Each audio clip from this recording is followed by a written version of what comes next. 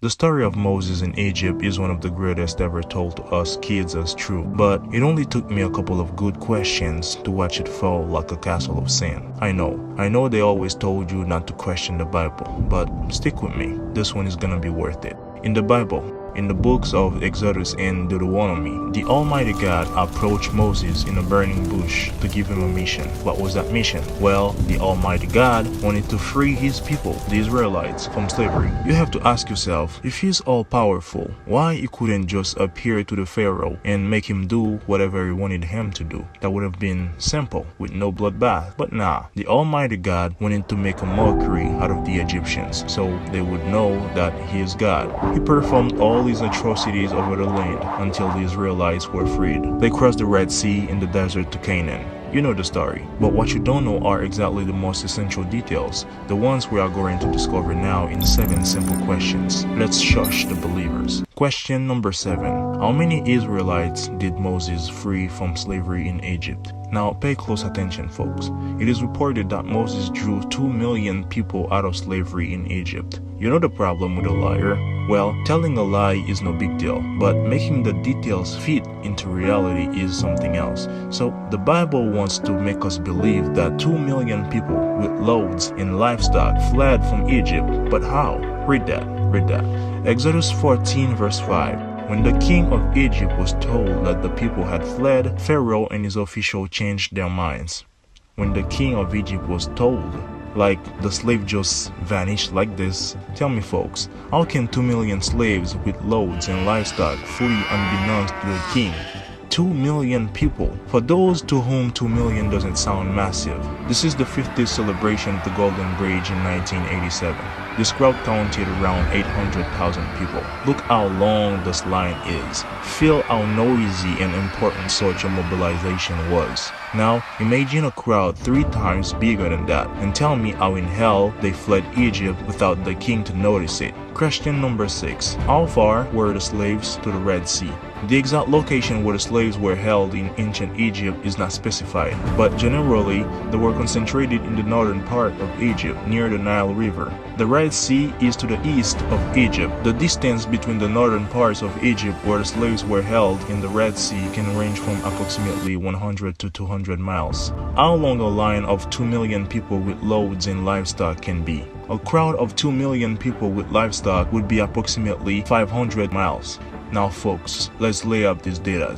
The distance between the slaves' camp and the Red Sea ranges from approximately 100 to 200 miles.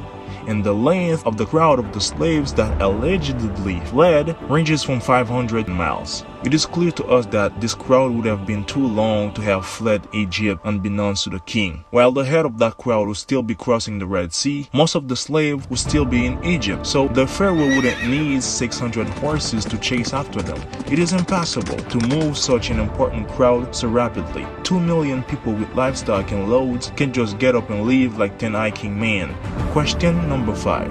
How deep is the Red Sea? Let's take a look at this representation.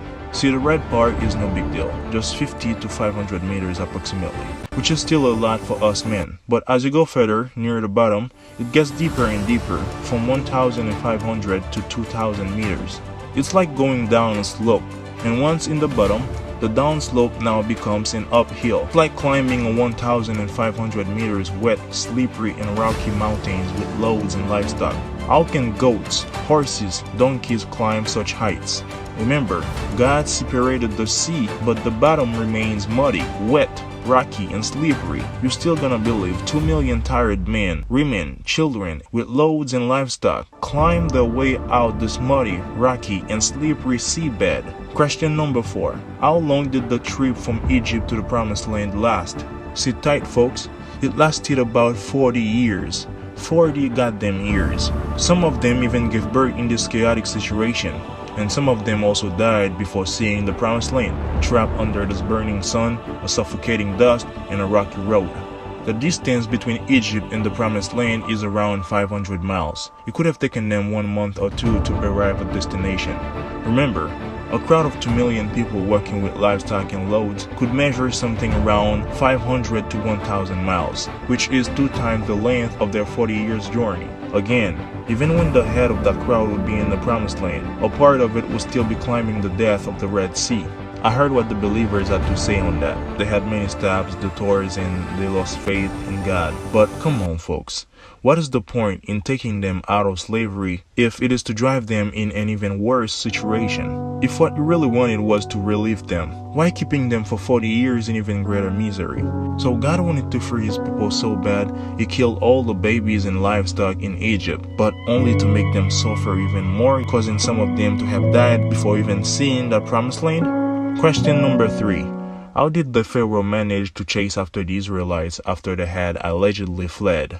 Let's open the Bible. Exodus 14 verses 5 to 9. When the king of Egypt was told that the people had fled, Pharaoh and his official changed their minds. So he had his chariots made ready and took his army with him. He took 600 of the best chariots, along with all the other chariots of Egypt, with officers over all of them. The Egyptians, all Pharaoh's horses and chariots, horsemen and troops, pursued the Israelites and overtook them as they camped by the sea near Pi-Hahiroth opposite Baal-Zephon. You know what the problem is with this part of the story? It is mentioned here in Exodus chapter 14 that the Pharaoh took 600 of his horses to pursue the Israelites. While in Exodus chapter 9, in the 5th plague, God had killed all the animals of the Egyptians. Makes me wonder where Pharaoh could have found those horses so easily. And still, the idea of the Pharaoh running after 2 million slaves with livestock and loads just keeps pissing me off. 2 million slaves with livestock. Oh my god, this number is pissing me off for good. Question number 2. Who wrote the story of Moses in Egypt? I have to mention that the story extends upon more than Exodus. It is reported that Moses wrote both the book of Exodus and Deuteronomy. Now folks, please tell me, besides the novels, where else do you see the very author of a story writing about his own death and also his burial? How is that even possible? Read that. And Moses, the servant of the Lord, died there in Moab, as the Lord has said. He buried him in Moab in the valley opposite Beth Peor. But to this day, no one knows where his grave is. So Moses wrote that? Even he doesn't know where he's buried, but he writes about it? Come on folks, what kind of faith can close my eyes over this contextual mess? Oh, by the way, let me break your heart a little. Moses died before he could even enter the promised land. What a pity. After all this misery that God made him go through. Question number 1. What traces those 2 million slaves left as proof of existence? Let's be honest. Us men, we are very good at finding things. No one can deny that. We all can agree that if something really happened, men will find something. It is conceivable that a crowd of 10 slaves could leave and go unnoticed throughout history. But 2 million slaves cannot just vanish. If 2 million slaves really live in a region, they will surely leave traces. If they really walk a road for 40 years, they would surely leave traces. By this time, the population of Egypt counted about 4 million people in total. If 2 million of them fled and crossed the Red Sea and lived for 40 years in the desert, there would surely be record and traces of their lifestyle. If Egypt really took such loss in their labor capacity, there would be records of economic downfall. If Egypt really underwent those 10 plagues, mainly by the 5th plague along which God killed all the Egyptians' animals, there would be records of a great famine. In the desert, there would be corpses of those who have died, traces of housing, and dead livestock. And by the way, did God feed them only with miracles for 40 years, or did they cultivate their food? Even traces of the livestock or plantation? Nothing? According to our field, and supported by Leonardo Boitrago, with a Master of Science in History at the University of Manchester in 2010, historians took the biblical narrative for granted until the Rosetta Stone was deciphered at the beginning of the 19th century, enabling linguists to begin translating Egyptian hieroglyphics. There was expectation that evidence of the Israelites in Egypt would soon be found in the copious ancient Egypt writings, but things gradually gave way to puzzlement because there was clearly no evidence of any Israelites in Egypt, nor of the 10 plagues of Moses or even the biblical Exodus. Historians had to begin thinking the unthinkable. It's either there was no Exodus, or it was simply a minor event that did not change history. Either way, it is clear that there was no catastrophic series of plagues, loss of an entire army in pursuit of the Israelites, or even the dramatic economic downturn that one would expect after the loss of a huge number of productive slaves. The evidence is now in. There was no biblical Exodus under the leadership of Moses. The biblical Moses was a person of myth. Just remember, folks, it only takes one good question to disprove a myth.